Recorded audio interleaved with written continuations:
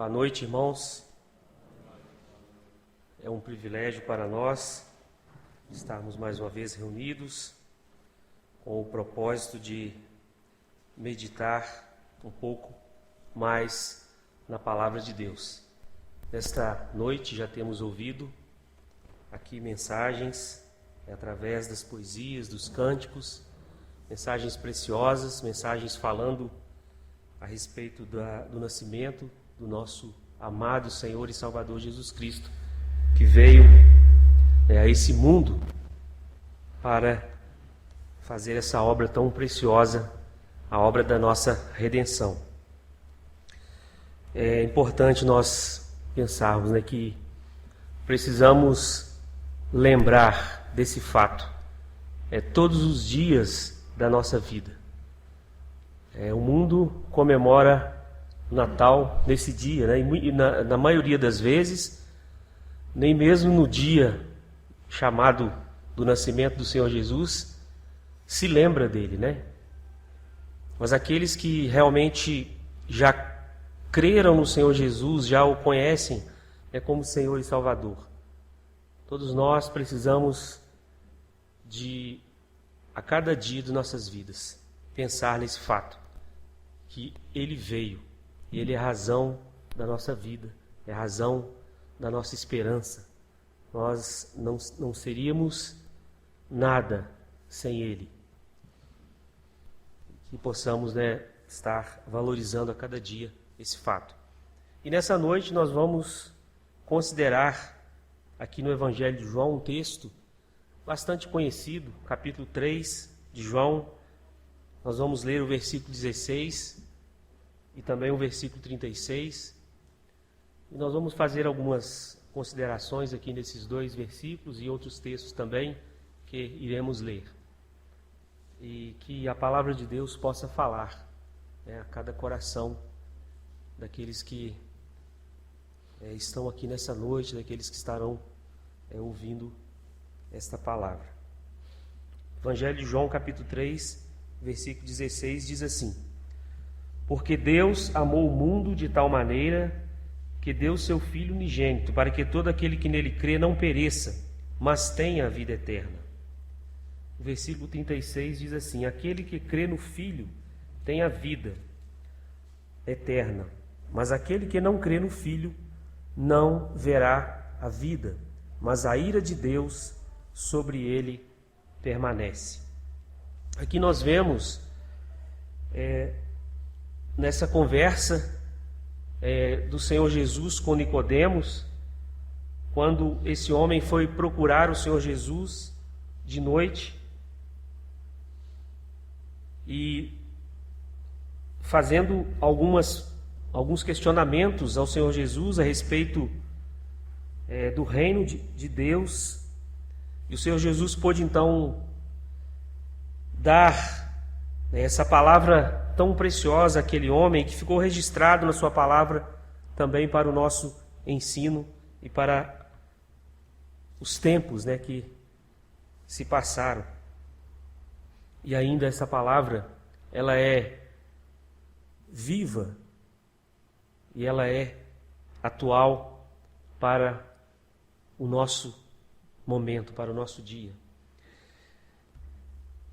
Porque Deus amou o mundo, Esse amor de Deus por nós, ele é indescritível através de palavras. Não há como se descrever em palavras o amor de Deus. Certo escritor de um dos hinos conhecidos, ele disse: olha, o amor de Deus é singular, ninguém jamais pode explicar. E uma das frases daquele hino diz: se os mares todos fossem tinta e o céu sem fim fosse papel, se as hastes todas fossem penas e os homens todos escrivães, nem mesmo assim o amor seria descrito em seu fulgor.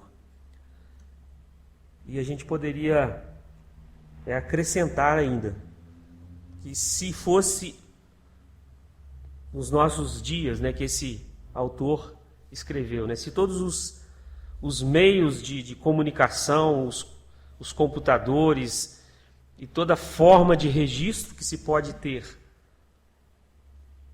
nem mesmo assim poderia descrever, né, esse tão grande amor de Deus, né, por nós. E Deus ele revela aqui nesse texto, né, o caráter do seu amor. Aliás, ele revela aqui o seu caráter amoroso, né, dando o seu Filho unigênito em favor de nós. E o amor, a misericórdia, é um dos atributos de Deus. Deus, diz a sua palavra, Deus é amor. Deus nos ama. Deus derrama, né, sobre nós, né, o seu amor. Deus é amor. E Deus, diz o texto, que Deus nos amou, né, de tal maneira, nos dando, né, o seu Filho unigênito, dando o seu Filho em favor, né, de cada um de nós. Agora, por que Ele nos amou? Por que Deus nos amou? Há algo de bom em nós? Há algo de atrativo em nós, no ser humano? Há algo que o ser humano possa oferecer a Deus? Ou algo que Deus possa ver em nós para assim nos amar? Não. Pelo contrário. Nós somos, na nossa natureza, pecadores. Nós somos contra Deus. Nós somos rebeldes contra Deus. Nós somos inimigos, né, de Deus, naturalmente. Então, esse amor de Deus ele é incondicional. Um amor que foi estendido a alguém que não tinha nenhum merecimento. Alguém que realmente não merecia o amor. Alguém que, muito pelo contrário, se rebelou contra o seu Criador, se rebelou contra Deus. Então, nós nos rebelamos contra Deus, né? Nós conhecemos o que a palavra de Deus diz a respeito do pecado, né? Todos pecaram e destituídos estão da glória de Deus. Todos se desviaram de Deus, se rebelaram contra o seu Criador. Portanto, não há nada em nós que possa atrair, né, a esse grandioso Deus, Criador e sustentador de todas as coisas. Em Romanos, no capítulo 5, vamos ler esse texto aqui.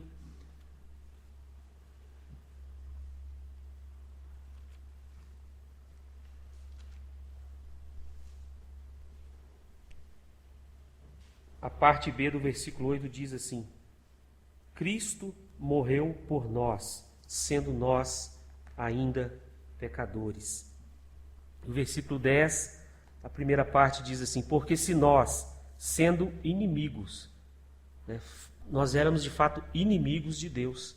Essa era a nossa condição antes de conhecermos a salvação em Cristo Jesus. Então, Deus nos amou sem esperar nada em troca. E, na verdade, ele não precisa de nada. Ele é um Deus soberano, um Deus que é eterno, criador e sustentador de todas as coisas. Independente da nossa posição em relação a Ele, Ele continua e continuará sendo quem Ele é. Então, não há nada em nós que possa comover, né, o coração de Deus ou fazer com que Ele seja diferente do que Ele é. Mas Ele é um Deus sempiterno, um Deus eterno e que, independente de nós, Ele é e sempre será o mesmo. Diz-nos a palavra de Deus que Ele nos amou, né, primeiro. Ele nos amou independente do nosso amor por Ele. 1 João 4, versículo 19. Agora, como filhos de Deus, quando nós devemos amá-lo, diz o texto, nós o amamos porque Ele nos amou primeiro. Versículo 9 também diz que nisto se manifestou o amor de Deus para conosco, que Deus enviou seu Filho unigênito ao mundo, para que por ele vivamos. E o versículo 10. Nisto está o amor, não em que nós tenhamos amado a Deus, mas em que Ele nos amou a nós e enviou seu Filho para propiciação pelos nossos pecados. É interessante, essa forma com que Deus nos amou. Uma forma totalmente diferente daquilo que o amor humano consegue descrever. Quando nós amamos uma pessoa, nós esperamos, às vezes inconscientemente, esperamos algo em troca. Nós precisamos que esse amor seja correspondido. Mas o nosso Deus, Ele nos amou sem esperar nada em troca.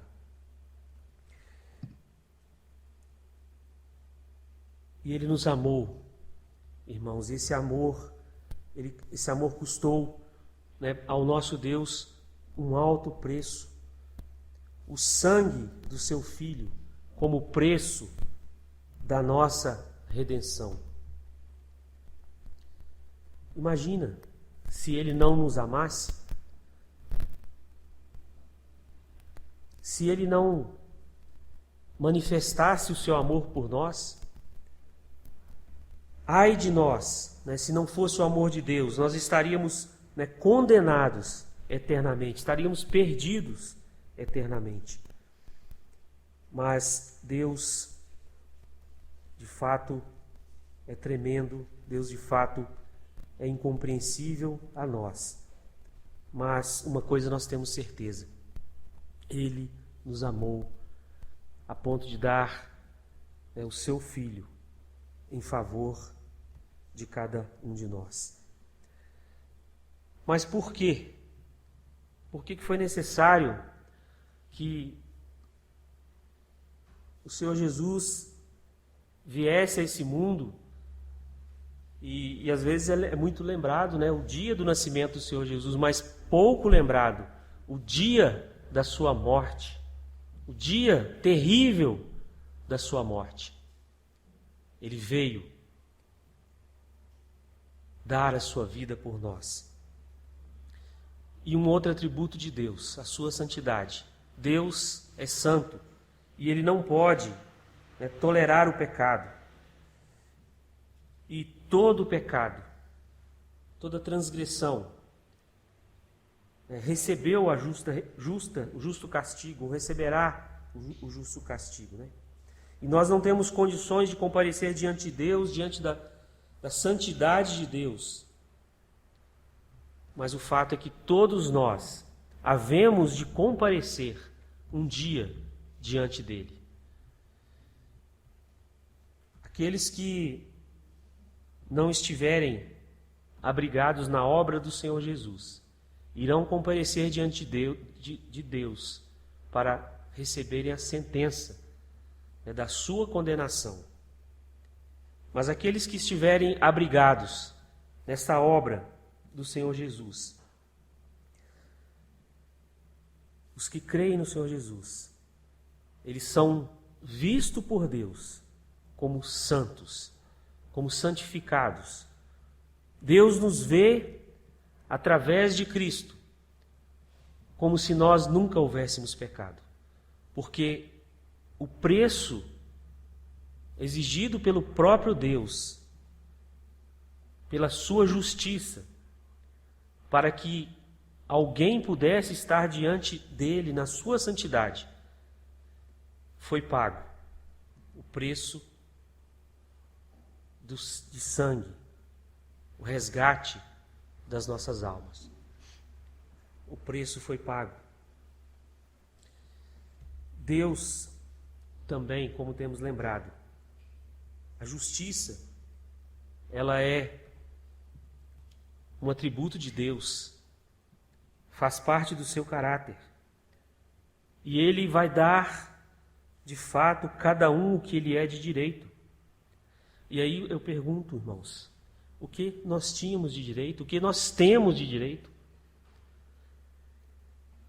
Sobre nós pairava a ira de Deus, a condenação. O que realmente nós merecemos é a condenação. O que nós temos direito é a condenação. Mas o Senhor Jesus é a justiça nossa. Ele se interpôs entre nós e o nosso Deus, pagando esse tão alto preço, sofrendo o castigo terrível dos nossos pecados, para agora,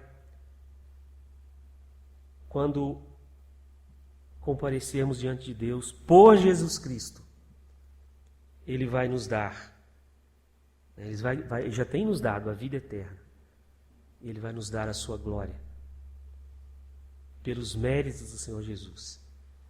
A justiça de Deus foi satisfeita. O preço foi pago, a dívida foi paga, né? E agora nós podemos comparecer diante de Deus como sendo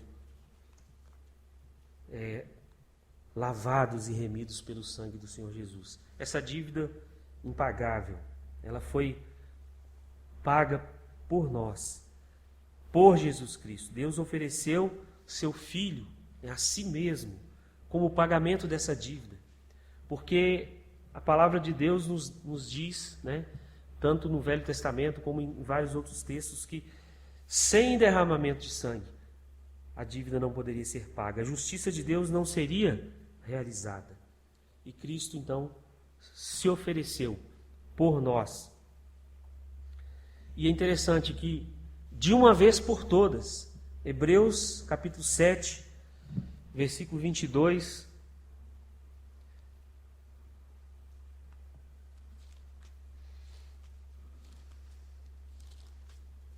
vamos ler aqui alguns versículos em Hebreus, capítulo 7, versículo 22, nos diz que o Senhor Jesus, de tanto melhor concerto ou aliança, Jesus foi feito fiador, Ele é o fiador da nossa aliança. Versículo 25. Portanto, pode salvar perfeitamente os que por Ele se chegam a Deus, vivendo sempre para interceder por eles. Versículo 26. Porque nos convinha tal sumo sacerdote, santo, inocente, imaculado, separado dos pecadores e feito mais sublime do que os céus, que não necessitasse, como sumos sacerdotes, de oferecer a cada dia sacrifícios, primeiramente por seus próprios pecados e depois pelo do povo, porque isto fez ele uma vez, oferecendo-se a si mesmo. Então, o Senhor Jesus é o sacrifício perfeito, completo, a obra que o Senhor Jesus fez de uma vez por todas. Não há necessidade de ser repetida. Porque diz aqui que ele é sublime, né? Foi feito mais sublime do que os céus. Um homem, né? Jesus Cristo, homem, o homem perfeito, o nosso sumo sacerdote, mais sublime do que os céus. E ele se ofereceu a si mesmo por nós, de uma vez por todas, não havendo mais necessidade de repetir aqueles sacrifícios que eram feitos no Velho Testamento, e muito menos da nossa parte qualquer obra que pudéssemos fazer que jamais seria suficiente para satisfazer a justiça de Deus. Aqui em Hebreus capítulo 7 também, versículo, nós já temos lido, né, o versículo 27,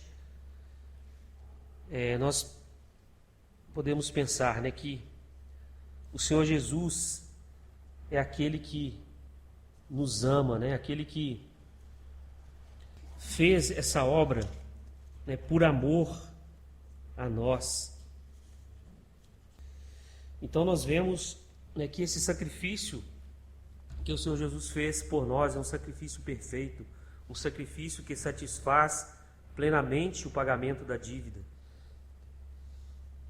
O Filho de Deus tornou-se homem para dar a sua vida em resgate de muitos. Mateus capítulo 20, versículo 28.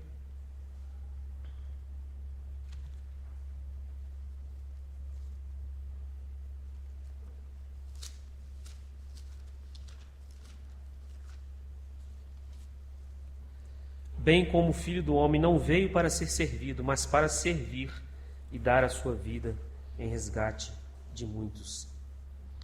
Então nós podemos pensar que o problema foi resolvido, né? Foi resolvido, ou uma pergunta melhor dizendo, né? O problema então foi resolvido. Deus tem feito tudo com respeito à nossa salvação, mas isso não será efetivo na vida do ser humano se ele não crer pela fé em Jesus Cristo, reconhecendo a sua impossibilidade de salvação e se rendendo contrito aos seus pés. Deus tem feito tudo quanto à nossa salvação. Ele deseja nos salvar, Ele nos ama. Mas aqueles que o rejeitam, aqueles que não creem, aqueles que desprezam, né? Infelizmente muitas pessoas têm desprezado o Evangelho, têm desprezado a obra que o Senhor Jesus veio a esse mundo fazer. Se não se arrependerem dos seus pecados, crendo pela fé no Senhor Jesus, essa obra não tem nenhum valor para aquele que está nessa condição. E aqui em 2 Coríntios, capítulo 5, versículo 14, vamos ler também esse versículo.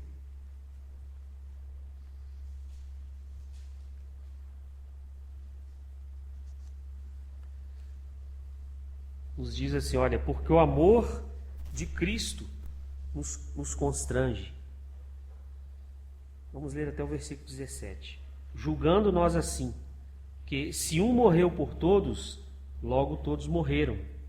E ele morreu por todos, para que os que vivem não vivam mais para si, mas para aquele que por eles morreu e ressuscitou.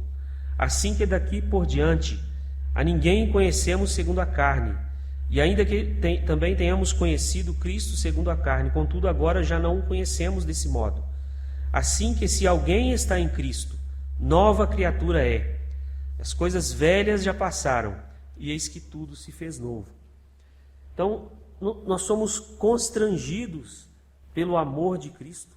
O amor de Cristo nos constrange.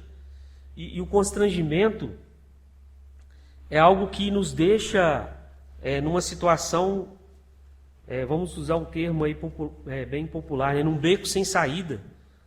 Né?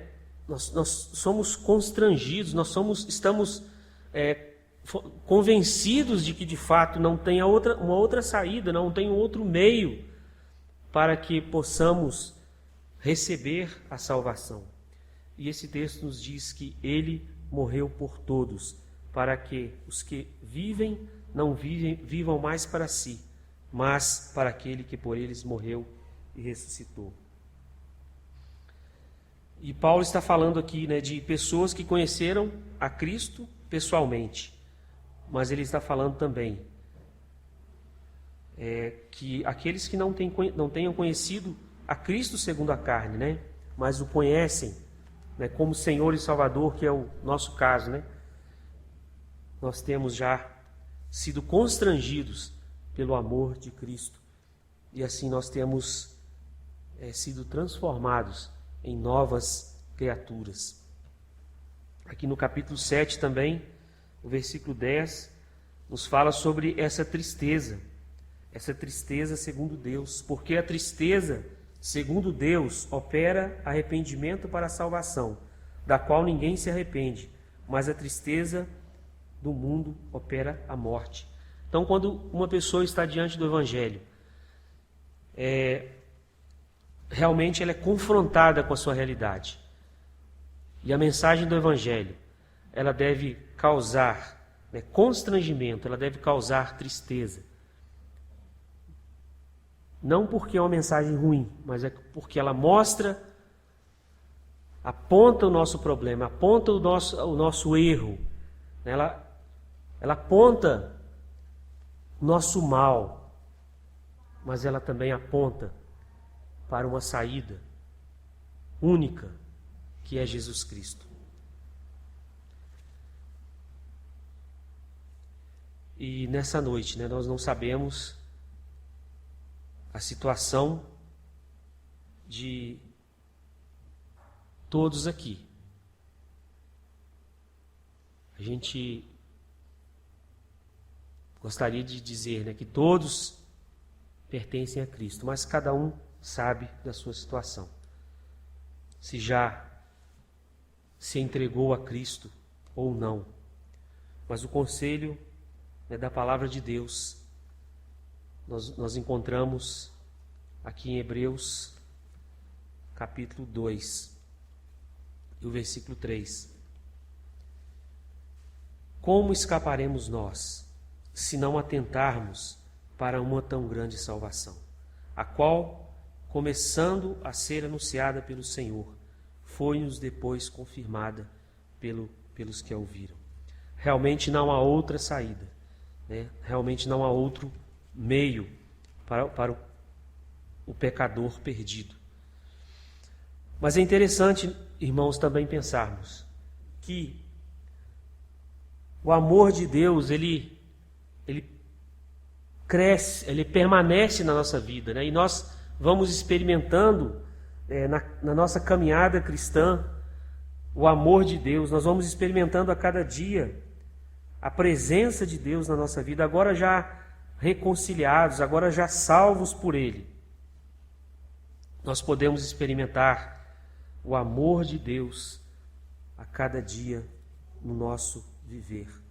E nós vamos ler ainda mais alguns versículos, já estamos finalizando, mas vamos considerar aqui em Romanos capítulo 5, versículo 6, ao versículo 10. Diz assim: porque Cristo, estando nós ainda fracos, morreu a seu tempo pelos ímpios. Porque apenas alguém morrerá por um justo, pois poderá ser que pelo bom alguém ouse morrer. Mas Deus prova o seu amor para conosco, em que Cristo morreu por nós, sendo nós ainda pecadores. Logo, muito mais agora, sendo justificados pelo seu sangue, seremos por ele salvos da ira. Porque se nós, sendo inimigos, fomos reconciliados com Deus pela morte de seu Filho, muito mais, estando já reconciliados, seremos salvos pela sua vida. Então, o amor de Deus, ele agora, de uma forma toda especial, através do sangue de Cristo, através daquilo que Ele tem feito por nós, nos livra da ira de Deus, salvos pela sua vida. Agora nós não somos inimigos de Deus, agora nós somos amigos de Deus. E nessa condição nós podemos experimentar de fato a grandeza do amor de Deus. Aquele que, como diz a sua palavra aqui em Romanos capítulo 8, versículo 32 também. Aquele que nem mesmo o seu próprio Filho poupou, antes o entregou por todos nós, como nos não dará com ele todas as coisas? Deus não poupou o seu Filho por amor dos inimigos. E agora, reconciliados,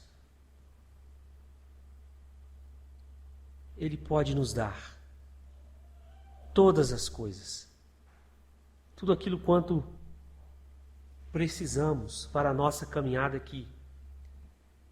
E nós sabemos que todas as coisas, inclui aqui muitas coisas, inclusive as bênçãos espirituais, as bênçãos eternas que estão reservadas para nós.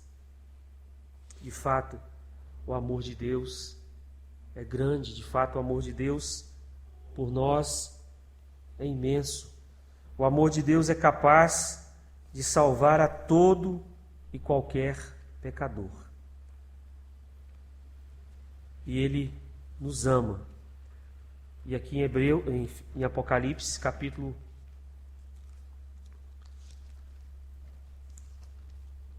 1, Ele como filhos, Ele nos ama. E Ele nos tem dado uma posição privilegiada pelos seus próprios méritos. Apocalipse 1, 5, B e 6. Aquele que nos ama e em seu sangue nos lavou dos nossos pecados e nos fez reis e sacerdotes para Deus e seu Pai. A Ele glória e poder para todos sempre. Amém. Que essas considerações que nós temos feito aqui a respeito desse presente que Deus tem nos dado, o seu Filho, nosso amado Senhor Jesus Cristo, que possamos, ao considerar essas verdades, reconhecer, em gratidão tudo aquilo que Ele tem feito por nós, reconhecer a nossa situação anterior. E hoje nós estávamos lembrando, ali na nossa casa, considerando alguma coisa da palavra de Deus, como que é importante nós pensarmos no antes e no depois. Quem nós éramos? Nós estávamos perdidos. Não havia recurso, não havia solução para nós. Éramos filhos da ira, inimigos de Deus, distanciados de Deus, desprovidos da graça de Deus. Mas agora nós somos filhos de Deus. Agora nós somos herdeiros com Cristo da glória celeste. Que privilégio, irmãos, que deve mover os nossos corações ao pensar que um dia Deus, nos amando, enviou o seu único Filho para nos tirar daquela situação terrível, para que hoje nós pudéssemos ser filhos, como filhos de Deus, né? Nós, como temos vivido, como temos conduzido, né, as nossas vidas, como temos valorizado essa tão grande salvação. Às vezes nós tocamos a nossa vida como as pessoas que ainda não têm salvação, tocamos a nossa vida como as pessoas desse mundo, mas nós somos filhos de Deus, cidadãos dos céus, amados por Deus. Que possamos valorizar aquilo que Deus tem feito a nosso favor e não achar que a salvação é algo comum, mas é algo tremendo, algo tão maravilhoso que tem transformado as nossas vidas de uma vez por todas, uma salvação eterna, vida eterna através de Cristo Jesus. Que o Senhor nos abençoe. Amém.